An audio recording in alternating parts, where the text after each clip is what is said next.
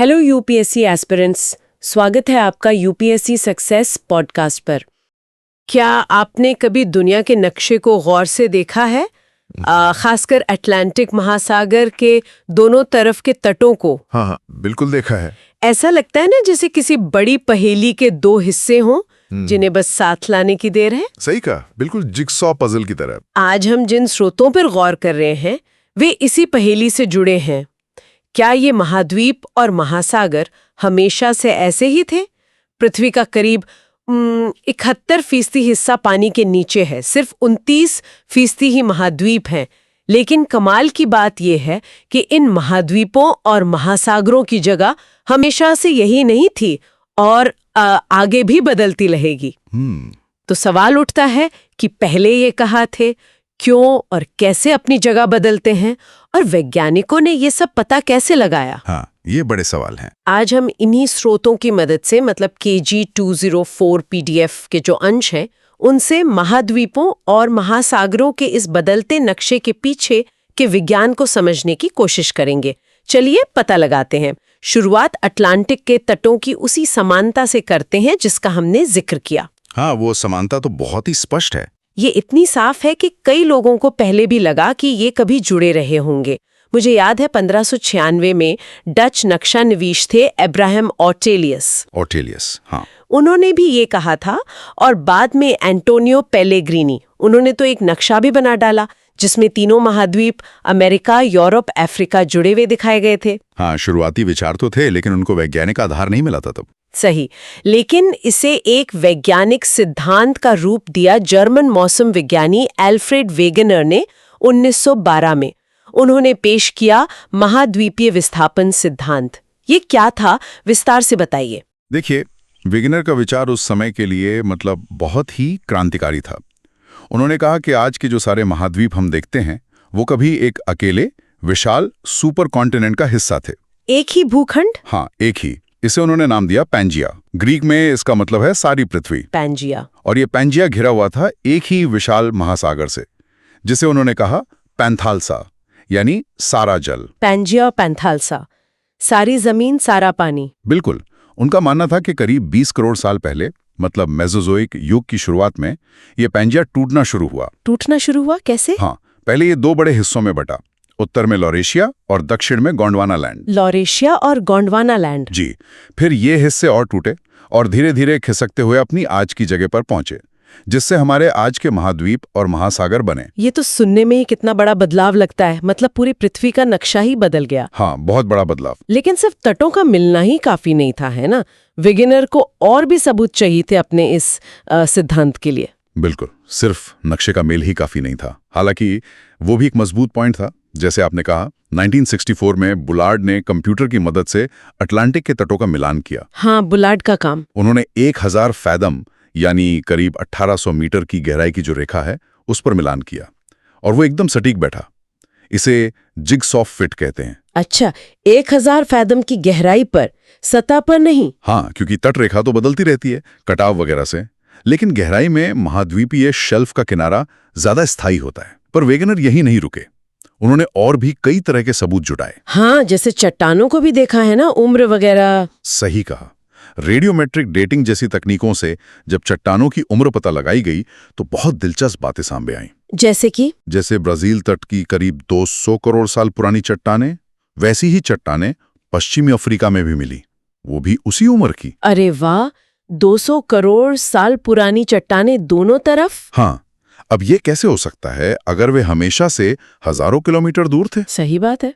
और एक और दिलचस्प बात, दक्षिण अमेरिका और अफ्रीका के तटों पर जो सबसे पुराने समुद्री निक्षेप डिपॉजिट्स मिलते हैं वो जुरासिक काल के हैं। जुरासिक काल मतलब डायनासोर के समय के? हाँ, लगभग वही समय। इसका मतलब ये निकलता है कि जुरासिक से पहले शायद उनके बीच कोई महासागर था ही नहीं, क्योंकि अगर होता तो उससे पुराने निक्षेप भी तो मिलने चाहिए थे। ये तो बड़ा तार्किक है। और वो टिलाइट वाला सबूत, वो क्या था? मैंने पढ़ा था इसके बारे में। हाँ, टिलाइट असल में वो अवसादी चट्टानें हैं जो ग्लेशियरों मतलब हिमनदों के पिघलने से जमा हुए मलबे टिल से बनती हैं। अच्छा, ग्लेशियर के मलबे से बनी चट्टानें। जी।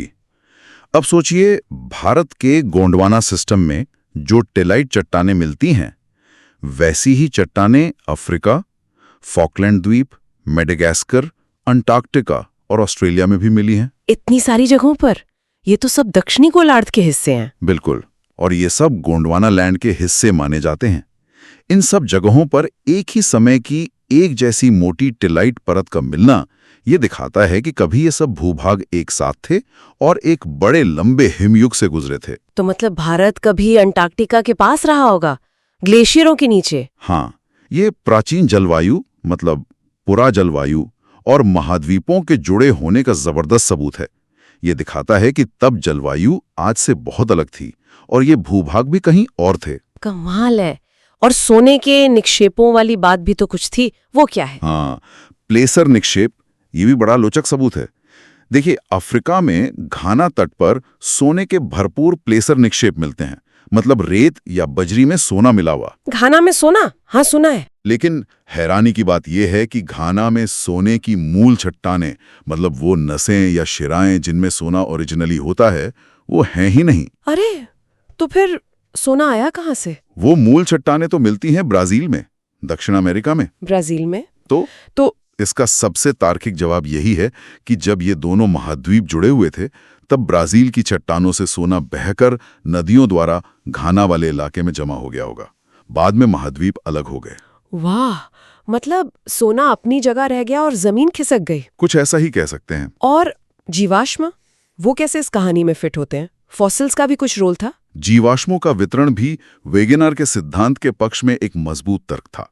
सवाल यह था कि जमीन पर या मीठे पानी में रहने वाले एक जैसे जीव जंतु और पौधे हजारों किलोमीटर चौड़े खारे पानी के महासागरों के पार अलग अलग महाद्वीपों पर कैसे पाए जा सकते हैं। हाँ, ये तो सोचने वाली बात है। जैसे लैमूर नाम का एक छोटा प्राइमेट है, वो भारत, मेडागास्कर और अफ्रीका तीनों जगह मिलता है।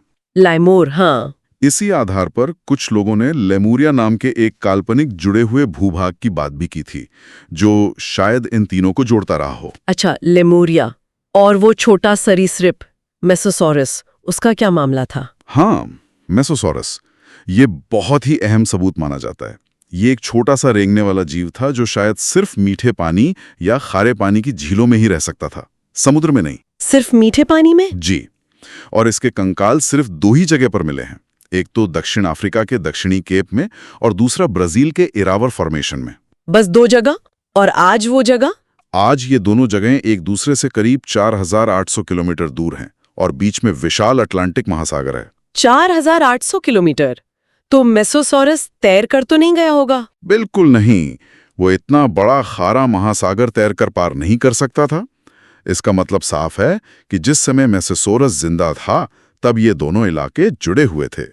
तो वेगनर के पास नक्शे का फिट होना, चट्टानों की उम्र और प्रकार का मिलना, प्राचीन ग्लेशियरों के निशान यानी टेलाइट, सोने के प्लेसर निक्षेप और फिर ये जीवाश्म जैसे लेमूर और मेसोसॉरस, इतने सारे अलग अलग तरह के सबूत थे। हाँ, सबूत काफी प्रभावशाली थे। फिर भी उनके सिद्धांत को तुरंत क्यों नहीं माना गया? क्या कोई कमी रह गई थी या लोग मानने को तैयार नहीं थे? सबसे बड़ी कमी, जैसा कि अक्सर बड़े सिद्धांतों के साथ शुरुआत में होता है, वो ये थी कि वेगनर ये ठीक से नहीं समझा पाए कि आखिर कौन सी शक्ति, कौन सा बल, फोर्स और मैकेनिज्म इन विशाल महाद्वीपों को खिसका रहा है। मतलब कैसे का जवाब नहीं था। हाँ, क्यों और क्या तो बता दिया, पर कैसे पर अटक गए। उन्होंने दो बलों का जिक्र किया था। एक था पोलर फ्लीइंग बल या ध्रुवीय फ्लीइंग बल। पोलर फ्लीइंग ये क्या है? ये पृथ्वी के घूमने और भूमध्य रेखा पर जो हल्का उभार है, उससे जुड़ा है। उनका मानना था कि इससे महाद्वीप भूमध्य रेखा से ध्रुवों की ओर भागने की कोशिश करते हैं।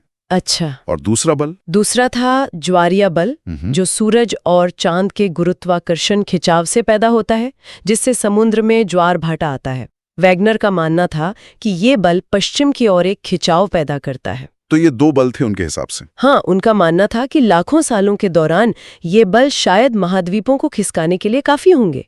लेकिन ज्यादातर वैज्ञानिक, खासकर भौतिक शास्त्री, मानते थे कि ये बल इतने कमजोर हैं कि महाद्वीपों जैसे भारी और ठोस भूभागों को हिला नहीं सकते। मतलब गणित के हिसाब से ये बल नाकाफी थे। हाँ, उस समय की समझ के हिसाब से ये बल बहुत ही अपर्याप्त माने गए और इसी वजह से इतने सारे सबूतों के बावजूद वेगनर के महाद्वीपीय विस्थापन सिद्धांत को कई दशकों तक व्यापक स्वीकृति नहीं मिली। यहीं पर उनका सिद्धांत अटक गया। अच्छा, तो सबूत थे पर कारण या वो इंजन नहीं पता था जो ये सब चला रहा था। फिर आगे क्या हुआ? क्या ये विचार ठंडे बस्ते में चला गया? नहीं, पूरी तरह से ठंडे बस्ते में तो नहीं गया, लेकिन हाँ, मुख्य धारा से थोड़ा हट गया था। पर फिर जैसा विज्ञान में अक्सर होता है, नई तकनीक और नई खोजों ने इस विचार को फिर से जिंदा कर दिया, खासकर द्वितीय विश्व युद्ध के बाद। द्वितीय विश्व युद्ध के बाद ऐसा क्या हुआ? युद्ध के दौरान और उसके बाद पनडुब्बियों का पता लगाने और समुद्री नौवहन के लिए सोनार जैसी तकनीकों का बहुत विकास हुआ। इन तकनीकों का इस्तेमाल फिर समुद्र के तल का नक्शा बनाने के लिए किया जाने लगा। हाँ, समुद्र तल का मानचित्रण। मैंने पढ़ा था कि ये बहुत महत्वपूर्ण साबित हुआ। बिल्कुल। लेकिन उससे भी पहले 1930 के दशक में एक ब्रिटिश भूविज्ञानी आर्थर होम्स ने एक बहुत ही दिलचस्प विचार पेश किया था, जो बाद में बहुत अहम साबित हुआ। आर्थर होम्स, उन्होंने क्या कहा था? होम्स ने संवहन धारा सिद्धांत दिया, कन्वेक्शनल करंट थ्योरी दिया। ये वेगनर के सिद्धांत की वो मांकांता कड़ी हो सकती थी, मतलब वो इंजन। संवहन धारा, जैसे पानी उबलता है? बिल्कुल वैसा ही। होम्स ने कहा कि पृथ्वी के मेंटल यानी पपड़ी के नीचे की जो मोटी, गर्म, अर्धपिघली परत है, उसमें रेडियोधर्मी तत्वों के क्षय यानी रेडियो एक्टिव डिके के कारण बहुत ज्यादा गर्मी पैदा होती है। मेंटल में गर्मी, हाँ। इस गर्मी की वजह से मेंटल का पदार्थ गर्म होकर ऊपर उठता है, फिर सतह के नीचे फैलता है, ठंडा होता है और फिर वापस नीचे डूब जाता है। ये एक पूरा चक्र बन जाता है जिसे संवहन धारा या कन्वेक्शन सेल कहते हैं। जैसे केतली में पानी घूमता है। हाँ, ठीक वैसे ही, बस बहुत धीमी गति से। होम्स ने तर्क दिया कि शायद यही शक्तिशाली धाराएं हैं जो अपने ऊपर तैर रही महाद्वीपीय प्लेटों को अपने साथ बहा ले जाती हैं। ये वही शक्ति हो सकती है जिसकी कमी के कारण वेगनर के सिद्धांत को खारिज किया जा रहा था। ये तो जबरदस्त आइडिया था। कैसे तब माना गया? उस समय ये सिर्फ एक परिकल्पना थी, क्योंकि मेंटल के बारे में सीधी जानकारी बहुत कम थी, लेकिन इस विचार ने बीज बो दिया था। फिर जब समुद्र तल का मानचित्रण शुरू हुआ, हाँ, तो समुद्र के नीचे क्या मिला? आपने कहा वहां कुछ खास खोजें हुई। हाँ, जब समुद्र तल के विस्तृत नक्शे बनने लगे तो सब हैरान रह गए। पहले ज्यादातर लोग सोचते थे कि समुद्र का तल शायद सपाट और कीचड़ से ढका एक नीरस मैदान होगा, लेकिन ऐसा नहीं था। बिल्कुल नहीं। नक्शों से पता चला कि समुद्र का तल तो महाद्वीपों से भी ज्यादा उबड़ खाबड़ है। वहां विशाल पर्वत श्रृंखलाएं हैं, गहरी खाइयां हैं, पठार हैं, पूरी एक अलग दुनिया है। समुद्र के नीचे पूरी दुनिया। और सबसे खास खोज थी पानी के नीचे डूबी हुई विशाल पर्वत श्रृंखलाएं, जो दुनिया के लगभग सभी महासागरों में फैली हुई थीं। इन्हें मध्य महासागरीय कटक, मिड ओशियानिक रिजेस कहा गया। मध्य महासागरीय कटक? हाँ, ये पृथ्वी की सबसे लंबी पर्वत श्रृंखलाएं हैं, बस पानी के नीचे हैं। और एक और चौंकाने वाली बात पता चली कि ये कटक ज्वालामुखी के लिहाज से पृथ्वी के सबसे सक्रिय क्षेत्र हैं। यहाँ लगातार लावा निकलता रहता है। यानी समुद्र के नीचे लगातार ज्वालामुखी फट रहे हैं इन कटकों पर। जी हाँ। और इन कटकों और उनके आसपास की चट्टानों के अध्ययन से दो और भी ज्यादा चौंकाने वाली बातें सामने आईं। वो क्या थी? पहली, समुद्र तल की चट्टानें मतलब ओशेनिक क्रस्ट महाद्वीपों की चट्टानों कॉन्टिनेंटल क्रस्ट के मुकाबले बहुत ही नहीं है। नहीं है? कितनी नहीं? कहीं भी 20 करोड़ साल से ज्यादा पुरानी नहीं, जबकि महाद्वीपों पर हमें 3 अरब साल से भी ज्यादा पुरानी चट्टानें मिलती हैं। अरे, ये तो बहुत बड़ा अंतर है। समुद्र का तल इतना नया क्यों? यही सवाल सबके मन में आया। और दूसरी बात जो पता चली वो थी कटक के दोनों तरफ चट्टानों की उम्र और चुंबकीय गुणों का पैटर्न। चुंबकीय गुणों का पैटर्न? वो कैसे? देखिए, जब लावा ठंडा होकर चट्टान बनता है तो उसमें मौजूद चुंबकीय खनिज उस समय पृथ्वी के चुंबकीय क्षेत्र की दिशा में जम जाते हैं। और हमें पता है कि ये पृथ्वी का चुंबकीय क्षेत्र समय समय पर पलटता रहता है। उत्तरी ध्रुव दक्षिणी बन जाता है और दक्षिणी उत्तरी। हाँ, मैग्नेटिक रिवर्सल। तो जब कटक के दोनों तरफ की चट्टानों के चुंबकीय गुणों को मापा गया तो देखा गया है कि कटक के ठीक पास वाली चट्टानें सबसे नई हैं और उनमें आज का सामान्य चुंबकीय क्षेत्र नॉर्मल पोलैरिटी दर्ज है। ठीक है। लेकिन जैसे जैसे कटक से दोनों तरफ बराबर दूरी पर दूर जाते गए, चट्टानें पुरानी होती गईं और उनमें बारी बारी से उल्टी, रिवर्स और सामान्य नॉर्मल पोलैरिटी की पट्टियां मिली। और सबसे कमाल की बात यह थी कि कटक के दोनों तरफ ये पट्टियों का पैटर्न बिल्कुल एक जैसा था, जैसे आईने में तस्वीर हो। मतलब कटक के दोनों तरफ सिमेट्री थी, उम्र में भी और चुंबकत्व में भी। बिल्कुल सही। बराबर दूरी पर चट्टानों की उम्र भी समान थी, उनकी रासायनिक बनावट भी समान थी और उनके चुंबकीय गुण भी समान थे। ये तो बड़ी अजीब बात है। समुद्र का तल महाद्वीपों से इतना नया क्यों है और कटक के दोनों तरफ ये अजीब सा पैटर्न क्यों बन रहा है? इन्हीं सवालों और सबूतों ने मिलकर एक नए क्रांतिकारी सिद्धांत को जन्म दिया। लेकिन उससे पहले समुद्र तल की बनावट को थोड़ा और समझ लेते हैं, क्योंकि आगे की कहानी के लिए जरूरी है। ठीक है। मोटे तौर पर समुद्र तल को 3 मुख्य भागों में बांटते हैं। पहला है महाद्वीपीय सीमांत, कॉन्टिनेंटल मार्जिन्स। ये महाद्वीप और गहरे समुद्र के बेसिन के बीच का संक्रमण क्षेत्र है। इसमें क्या क्या आता है? इसमें 4 हिस्से होते हैं। महाद्वीपीय मग्न तट, कॉन्टिनेंटल शेल्फ, ये महाद्वीप का ही डूबा हुआ किनारा होता है, ज्यादा गहरा नहीं होता।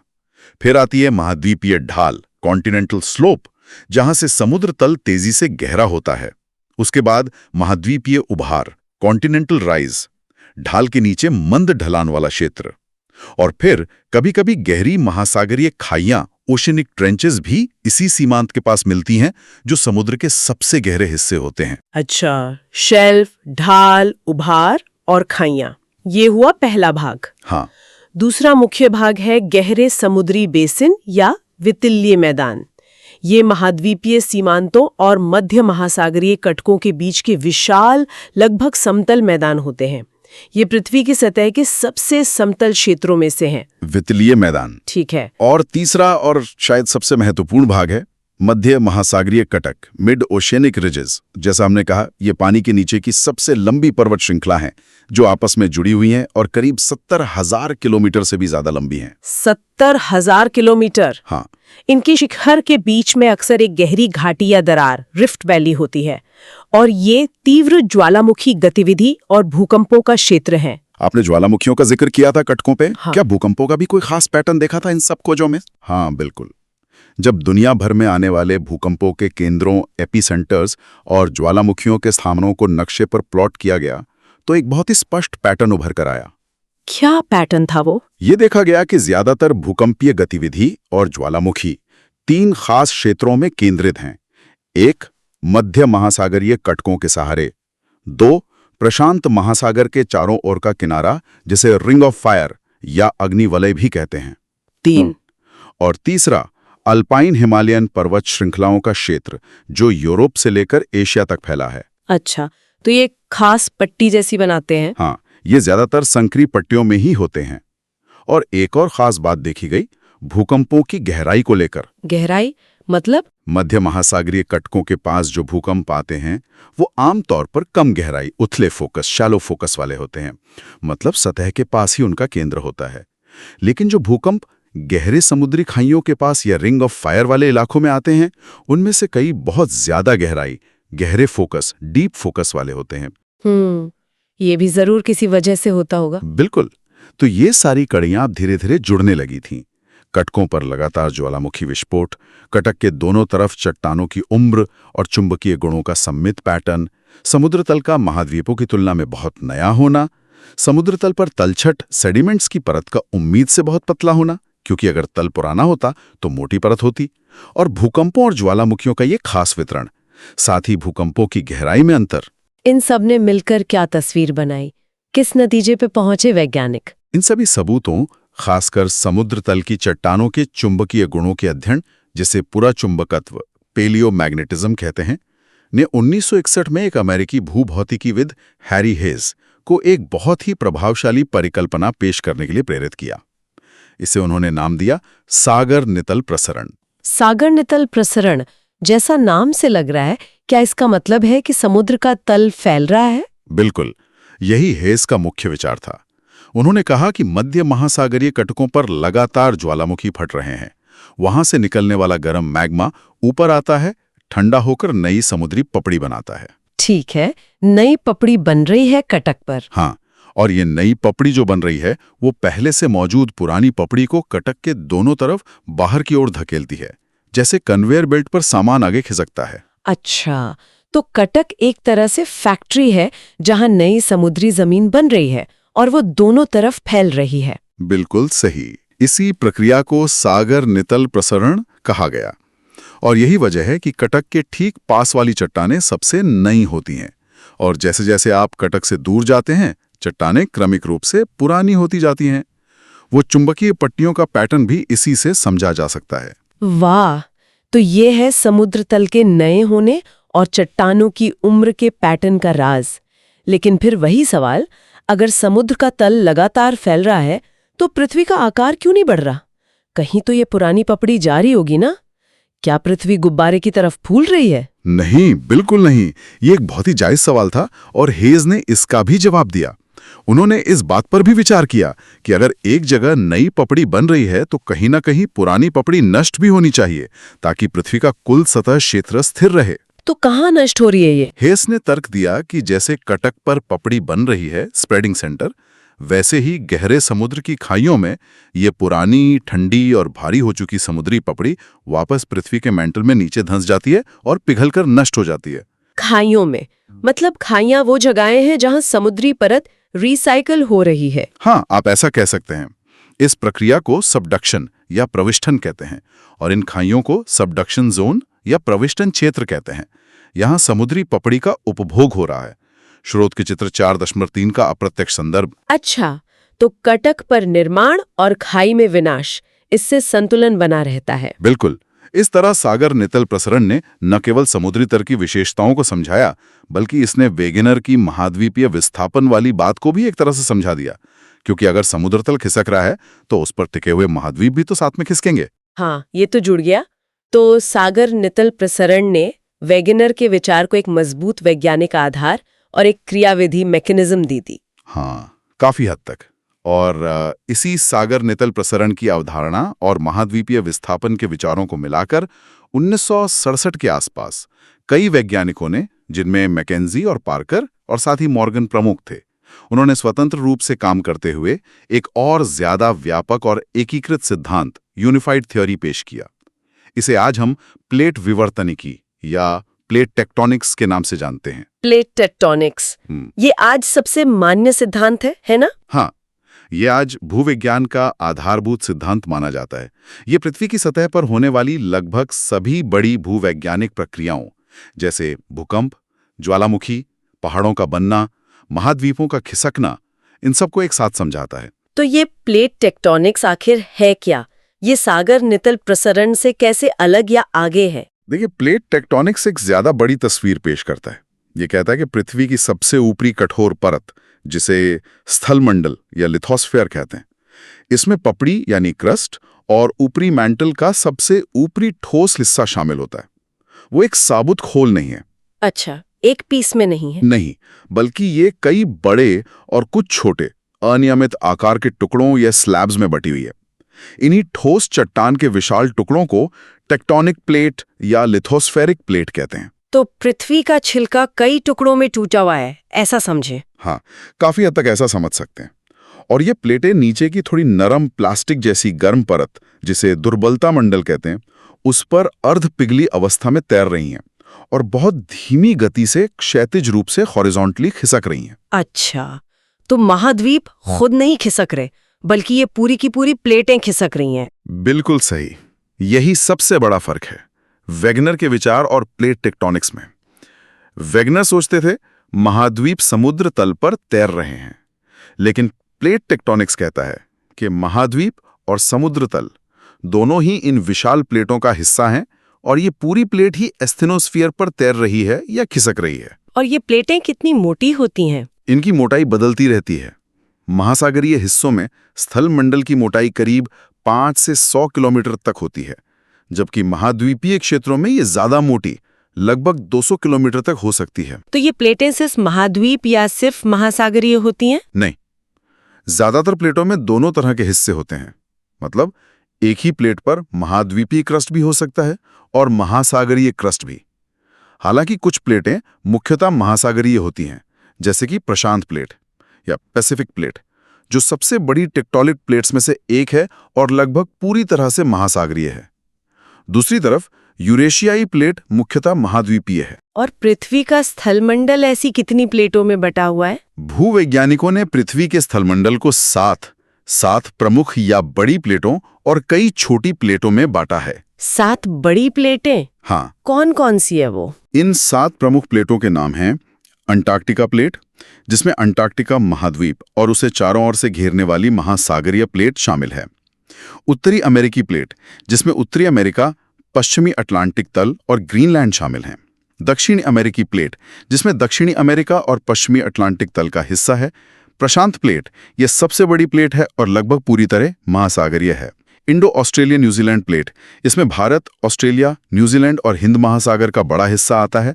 अफ्रीकी प्लेट, जिसमें अफ्रीका महाद्वीप और पूर्वी अटलांटिक व पश्चिमी हिंद महासागर का तल शामिल है। यूरेशियाई प्लेट, जिसमें यूरोप, एशिया और पूर्वी अटलांटिक का तल आता है।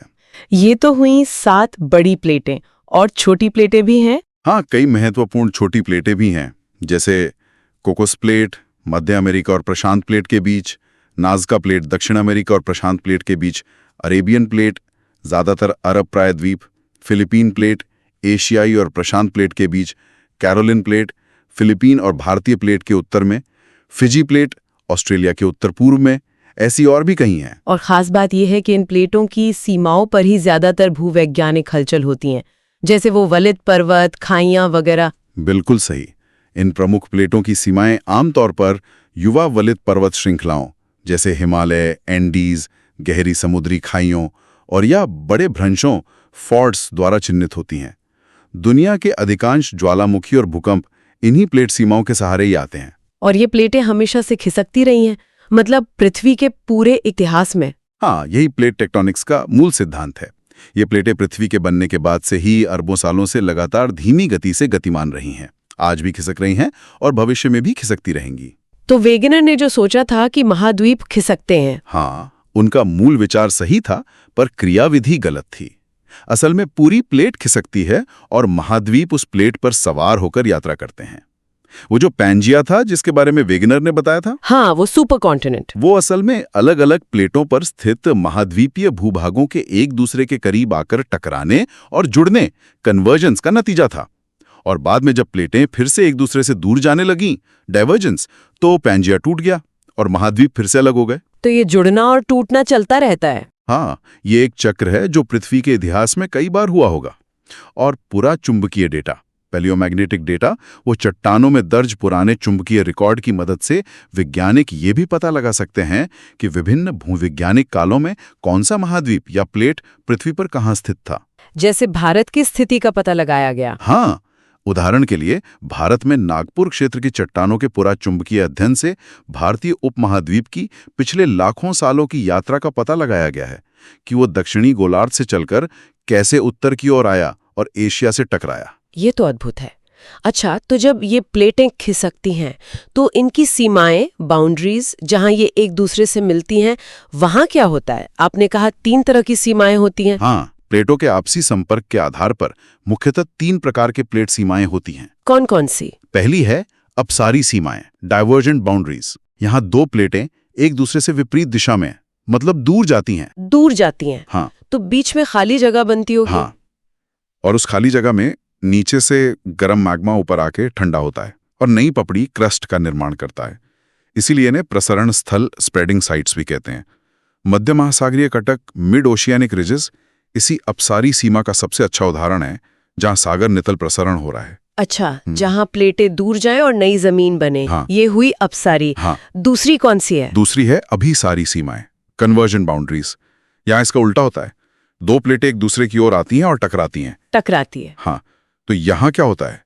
जब 2 प्लेटें टकराती हैं तो अक्सर एक प्लेट जो ज्यादा भारी और सघन होती है, आमतौर पर महासागरीय प्लेट, वो दूसरी प्लेट, महाद्वीपीय या दूसरी महासागरीय प्लेट के नीचे धंस जाती है।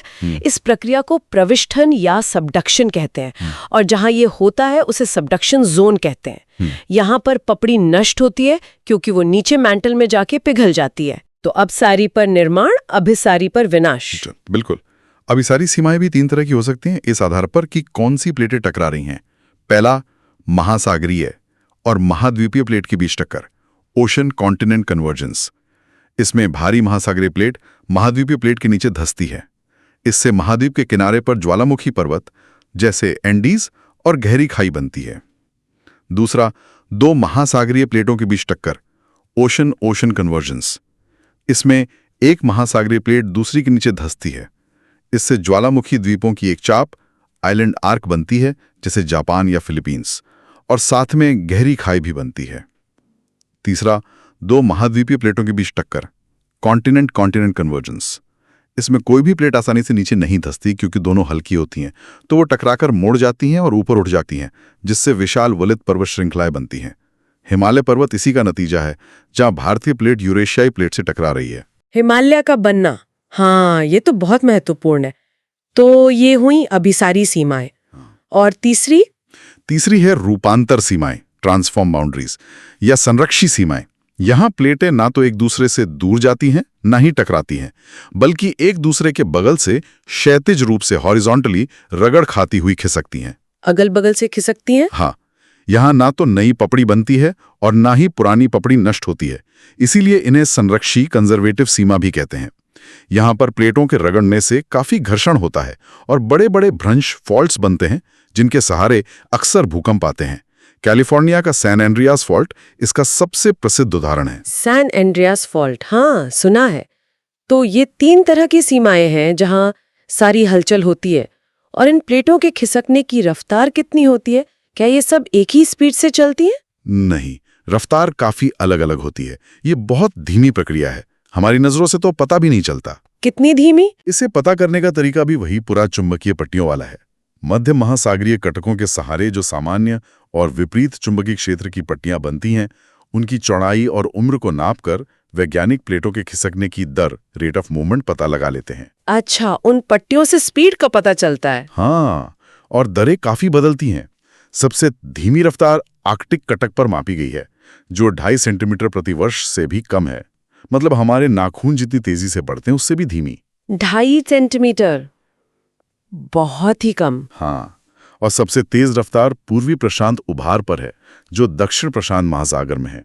वहां ये 15 सेंटीमीटर प्रति वर्ष से भी ज्यादा हो सकती है। 15 सेंटीमीटर एक साल में? सुनने में तो ये भी कम लगता है, पर अगर लाखों करोड़ों सालों तक ये चलता रहे, बिल्कुल लाखों सालों में, तो ये हजारों किलोमीटर का फासला बन जाता है। इसी धीमी लेकिन लगातार चलने वाली गति ने ही महाद्वीपों को उनकी आज की जगह पर पहुंचाया है। लेकिन वो मूल सवाल अब भी है, इन्हें खिसकाने वाली ताकत क्या है? वेगनर के समय तो ये पता नहीं था। हाँ। क्या अब हमें पक्का पता है कि प्लेटें क्यों खिसकती हैं? क्या आर्थर होम्स की वो संवहन धाराएं ही इसका जवाब है? हाँ, आज सबसे ज्यादा स्वीकृत और शक्तिशाली सिद्धांत यही है। देखिए, वेगनर के समय ज्यादातर लोग पृथ्वी को एक ठोस, ठंडा और लगभग गतिहीन गोला मानते थे। हाँ, उस समय शायद अंदर क्या है ये पता नहीं था। सही कहा। लेकिन सागर नितल प्रसरण और प्लेट विवर्तनिकी के सिद्धांतों ने ये स्थापित कर दिया कि पृथ्वी की सतह और उसका आंतरिक भाग दोनों ही गतिशील हैं। वो कठोर प्लेटें जिनके बारे में हमने बात की, वो असल में एक बहुत गर्म, नर्म और गतिशील परत के ऊपर तैर रही हैं। यानी मेंटल, हाँ, पृथ्वी का मेंटल। और ये मेंटल स्थिर नहीं है, जैसा आर्थर होम्स ने लगभग 1 सदी पहले सोचा था। पृथ्वी के अंदर की भयंकर गर्मी, जो मुख्य रूप से रेडियोधर्मी पदार्थों के प्राकृतिक रूप से टूटने और पृथ्वी के बनने के समय की बची हुई अवशिष्ट ऊष्मा से आती है, ये मेंटल में धीमी विशाल संवहन धाराएं पैदा करती हैं। वही केतली वाला सिद्धांत। हाँ, बिल्कुल।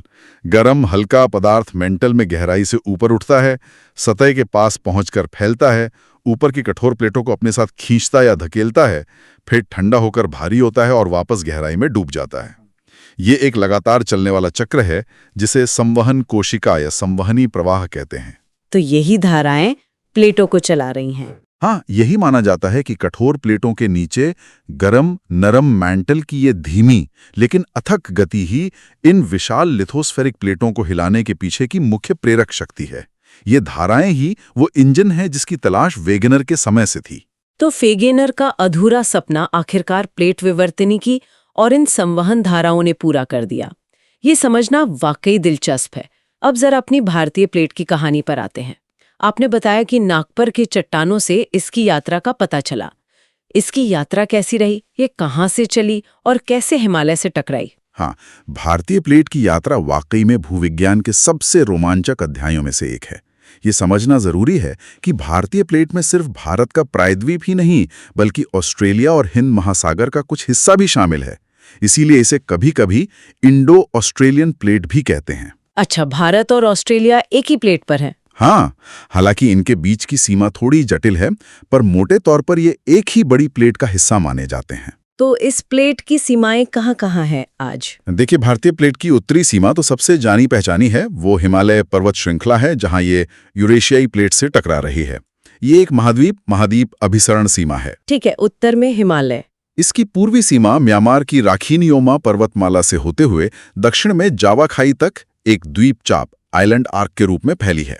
ये भी एक अभिसरण सीमा है, जहां भारतीय प्लेट बर्मा प्लेट और सुंडा प्लेट के नीचे जा रही है। पूर्व में म्यांमार और इंडोनेशिया। दक्षिण पूर्वी सीमा ऑस्ट्रेलिया के पूर्व में दक्षिण पश्चिम प्रशांत महासागर में एक प्रसरण स्थल है, जहां ये प्रशांत प्लेट से दूर जा रही है। दक्षिण पूर्व में फैलाव। पश्चिमी सीमा थोड़ी ज्यादा जटिल है। ये पाकिस्तान के कीरथर पर्वतों से शुरू होकर मकरान तट के सहारे एक सबडक्शन जोन बनाती है और फिर दक्षिण में लाल सागर की रिफ्ट से होते हुए चागोस द्वीप समूह तक एक प्रसरण स्थल से जुड़ती है, जहां ये अफ्रीकी और अरेबियन प्लेट से अलग हो रही है। पश्चिम में पाकिस्तान से लाल सागर तक। और दक्षिणी सीमा अंटार्कटिक प्लेट के साथ एक मध्य महासागरीय कटक द्वारा बनी है, जो एक अपसारी सीमा है, जहां दोनों प्लेट्स एक दूसरे से दूर जा रही हैं। तो ये चारों तरफ से दूसरी प्लेटों से घिरी है और सक्रिय है। बिल्कुल। अब इसकी यात्रा की बात करें तो आज से करोड़ों साल पहले भारत एक बड़ा द्वीप था। द्वीप मतलब एशिया से जुड़ा नहीं था? नहीं, बिल्कुल नहीं। ये दक्षिणी गोलार्ध में स्थित था, अंटार्कटिक और ऑस्ट्रेलिया के पास। गोंडवाना लैंड सुपर कॉन्टिनेंट का हिस्सा था। एक विशाल महासागर, जिसे टेथिस सागर कहते हैं, इसे एशियाई महाद्वीप से अलग करता था। ये स्थिति लगभग 22.5 करोड़ साल पहले तक थी। टेथिस सागर तो ये बीच में था। हाँ, फिर लगभग 20 करोड़ साल पहले जब पैंजिया और गोंडवाना लैंड टूटना शुरू हुआ, भारत ने उत्तर की ओर अपनी लंबी यात्रा शुरू की। उत्तर की ओर, एशिया की तरफ। हाँ, एशिया की तरफ। ये यात्रा लाखों साल तक चलती रही और भारतीय प्लेट काफी तेजी से उत्तर की ओर बढ़ी, शायद इतिहास की सबसे तेज प्लेट गतियों में से एक। कितनी तेजी से? कुछ अनुमानों के अनुसार 15 सेंटीमीटर प्रति वर्ष या उससे भी ज्यादा। अरे वाह, बहुत तेज। हाँ, इस लंबी यात्रा के दौरान लगभग 14 करोड़ साल पहले उपमहाद्वीप लगभग 50 डिग्री दक्षिणी अक्षांश पर स्थित था। स्रोत के चित्र 4.6 का अप्रत्यक्ष संदर्भ। काफी दक्षिण में। फिर ये भूमध्य रेखा को पार करके उत्तर की ओर बढ़ता रहा। इस यात्रा के दौरान एक और बड़ी भूवैज्ञानिक घटना हुई। लगभग 6.5 करोड़ साल पहले जब डायनासोर विलुप्त हो रहे थे, उसी समय के आसपास भारतीय प्लेट एक बहुत बड़े ज्वालामुखी हॉटस्पॉट के ऊपर से गुजरी। हॉटस्पॉट? हाँ, मेंटल में एक ऐसी जगह जहां से लगातार बहुत ज्यादा मात्रा में मैग्मा ऊपर आता है। इसके ऊपर से गुजरने के कारण भारत के पश्चिमी हिस्से में भयानक ज्वालामुखी विस्फोट हुए, जिनसे लावा की विशाल परतें फैलीं। और इसी से दक्कन का पठार बना। बिल्कुल सही। इसी घटना से डेक्कन ट्रैप्स का निर्माण हुआ, जो दुनिया के सबसे बड़े ज्वालामुखी प्रांतों में से एक है। ये लावा प्रवाह काफी लंबे समय तक, शायद लाखों सालों तक जारी रहा। उस समय भारतीय उपमहाद्वीप भूमध्य रेखा के काफी करीब था। डेक्कन ट्रैप्स तो ये भी प्लेट की यात्रा का ही नतीजा है। हाँ, एक तरह से। आखिरकार उत्तर की ओर बढ़ते बढ़ते लगभग 4 से 5 करोड़ साल पहले भारतीय प्लेट की टक्कर यूरेशियाई प्लेट से हुई। वो महान टक्कर। हाँ, ये टक्कर सीधी नहीं थी, बल्कि धीरे धीरे हुई और आज भी जारी है। इस टक्कर के कारण दोनों प्लेटों के बीच फंसा टेथिस सागर का तलछट और किनारों की चट्टानें मुड़ने लगी, टूटने लगी और ऊपर उठने लगी। और इसी से हिमालय का उत्थान हुआ। बिल्कुल। इसी टक्कर और दबाव से दुनिया की सबसे ऊंची और सबसे युवा पर्वत श्रृंखला हिमालय का जन्म हुआ। और जैसा मैंने कहा, ये टक्कर आज भी जारी है। भारतीय प्लेट अब भी यूरेशियाई प्लेट को उत्तर की ओर धकेल रही है। इसीलिए हिमालय की ऊंचाई अब भी थोड़ी थोड़ी बढ़ रही है। हाँ, इसी वजह से। ये धीमी लेकिन लगातार चलने वाली प्रक्रिया है। ये तो वाकई एक महाकाव्य जैसी यात्रा है। एक द्वीप का हजारों किलोमीटर चलकर एक महाद्वीप से टकराना और दुनिया के सबसे ऊंचे पहाड़ बना देना। सच में, ये पृथ्वी की गतिशीलता का एक अद्भुत उदाहरण है। तो ये कहानी है हमारे पैरों के नीचे की जमीन की। आज हमने देखा कि कैसे दुनिया का नक्शा हमेशा से ऐसा नहीं था और ये लगातार बदलता रहा है। कैसे अटलांटिक के तटों के साधारण से दिखने वाले मेल से एक विचार जन्मा। हाँ, ऑर्टेलियस और फिर वेगनर का महाद्वीपीय विस्थापन। फिर वेगनर ने उसके पक्ष में चट्टानों, जीवाश्मों, प्राचीन जलवायु जैसे कई सबूत जुटाए, लेकिन वो ये नहीं बता पाए कि महाद्वीप खिसकते क्यों हैं। हाँ, वो इंजन वाली कमी रह गई थी। फिर द्वितीय विश्व युद्ध के बाद समुद्र तल की खोजें हुई, मध्य महासागरीय कटक मिले, चट्टानों की उम्र और चुंबकत्व का पैटर्न पता चला। जिससे हैरी हेस का सागर नितल प्रसरण का सिद्धांत आया। कटक पर नई जमीन का बनना और खाइयों में पुरानी का नष्ट होना। और अंत में इन सब टुकड़ों को जोड़कर प्लेट विवर्तनिकी का व्यापक सिद्धांत सामने आया, जिसने बताया कि महाद्वीप नहीं बल्कि पूरी की पूरी टेक्टोनिक प्लेटें खिसकती हैं जो मिंटल में चलने वाली संवहन धाराओं से संचालित होती हैं। बिल्कुल। ये दिखाता है कि वैज्ञानिक समझ कैसे धीरे धीरे विकसित होती है, कैसे अलग अलग क्षेत्रों से मिले सबूत, चट्टानें, जीवाश्म, समुद्र तल की बनावट, चुंबकीय गुण, भूकंप, ज्वालामुखी, ये सब मिलकर एक बड़ी पहेली को सुलझाने में मदद करते हैं। और ये पहेली हमें बताती है कि पृथ्वी एक स्थिर ग्रह नहीं बल्कि एक बेहद गतिशील, लगातार बदलने वाली प्रणाली है। सही कहा। हमारा ग्रह जिंदा है, बदल रहा है, और ये गति आज भी जारी है। ये प्लेटें अब भी इसी वक्त हमारे पैरों के नीचे खिसक रही हैं, भले ही हमें रोजमर्रा में महसूस ना हो। तो ये सोचना कितना दिलचस्प है कि आज से करोड़ों साल बाद हमारी ये दुनिया कैसी दिखेगी, कौन से नए महासागर बनेंगे, कौन से महाद्वीप टूटेंगे या जुड़ेंगे। हाँ, ये कल्पना करना ही रोमांचक है। शायद कोई नया पैंजिया बन रहा हो। ये सवाल हमें याद दिलाता है कि बदलाव ही इस ग्रह की और शायद ब्रह्मांड की भी मूल प्रकृति है।